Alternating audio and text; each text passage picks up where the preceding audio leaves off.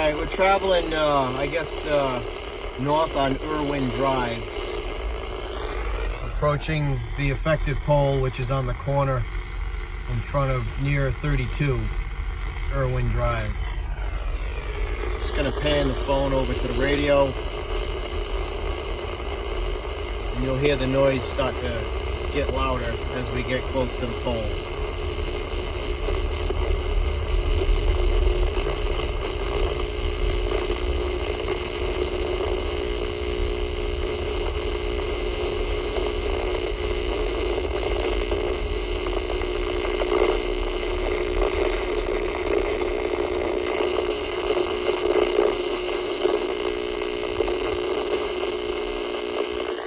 It's that pole there.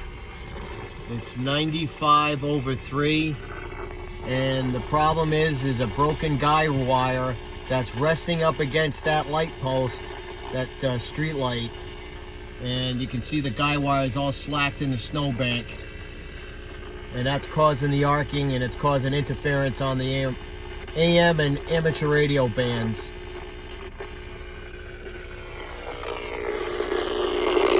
There's the noise level.